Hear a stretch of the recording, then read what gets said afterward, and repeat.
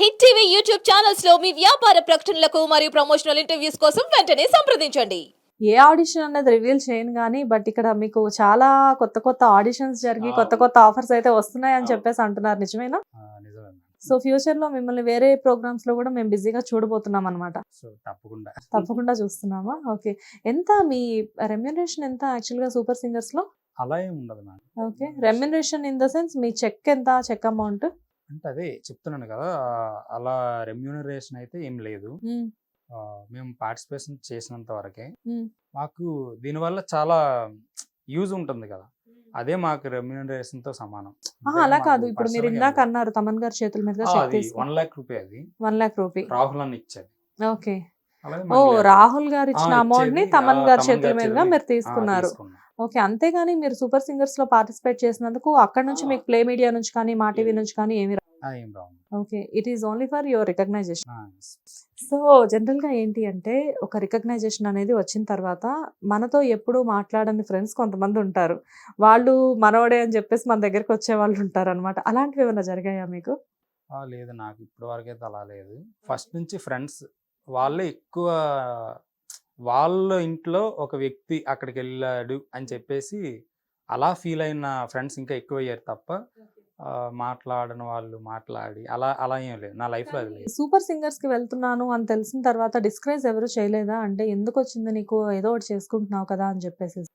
నేను వెళ్ళక ముందు ఇవి జరిగాయి. జరిగాయా? ఇదైతే జరిగింది. బిటర్ ఎక్స్‌పీరియన్స్‌లు ఉన్నాయి. ఉన్నాయి. ఎందుకంటే అప్పుడు నేను చేసే జాబు డెలివరీ జాబ్. అందరూ ఏమంటారు డిగ్రీ చదివావు ఇదేంటిది ఏదైనా మంచి ఆల్రెడీ మా ఫ్యామిలీ కూడా కొంచెం లోలో ఉంటది. హ్మ్. నువ్వు సపోర్ట్ చేయాలి మీ ఫ్యామిలీకి అంటే వాళ్ళు మంచిగా చెప్పారులెండి తప్పుగా కాదు. నువ్వు ఈ టైంలో డిగ్రీ చేసావు గనుక మంచి జాబ్ ఏదైనా చూసుకో. ఇంట్లో వాళ్ళకి కూడా మంచి జరుగుతుంది. ఈ టైంలో ఇలా పాటలు, ఆటలు ఇలాంటివన్నీ ఎందుకు నీకని చెప్పి చాలామంది చెప్పారు అలా. కానీ మనకి ఇది లోపల ఉండేది అసలు ఉండదు కదా! ఆళ్ళ దగ్గర ఓకే అని చెప్పేసేవాడిని. కానీ వాళ్ళకి తెలియకుండా వైజాగ్‌లో చేసే పని ఇది నేను. ఓకే. సో మీకు సూపర్ సింగర్స్‌లో పాడిన పాటలు కాకుండా మీకంటూ ఒక ఫేవరెట్ సాంగ్ ఎప్పుడూ ఒకటి ఉంటుంది కదా! అదేం సాంగ్? 'కంటేనే అమ్మ' అని అంటే ఎలా ఒక సాంగ్ ఓకే. ఒకసారి చాలా ఆ 'ప్రేమించు' సినిమాలో ఆ! సాంగ్ అది. ఓకే.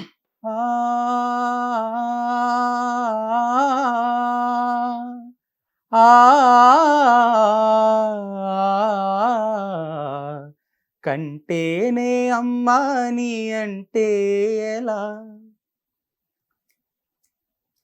కంటేనే అమ్మా నీ అంటే ఎలా కరుణించే ప్రతి దేవత అమ్మే కదా కన్న అమ్మే కదా.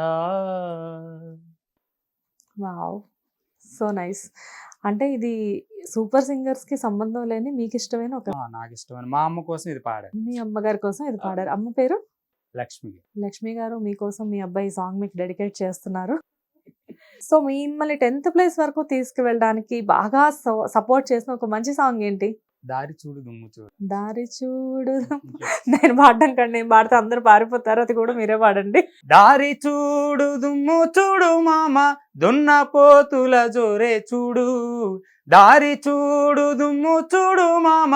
అండ్ అందరి గురించి చాలా బాగా చెప్పారు. బ్యూటిఫుల్ యాంకర్ శ్రీముఖి గురించి ఏం చెప్పలేదు మీరు? శ్రీముఖి గారంటే నాకు ఇప్పటి వరకు నేను టీవీలో చూసిన యాంకర్స్ చాలామంది ఉన్నారు. కానీ నేను ఫస్ట్ టైం లైవ్‌లో చూసిన యాంకర్ బెస్ట్ యాంకర్ ఎవరంటే శ్రీముఖి గారే.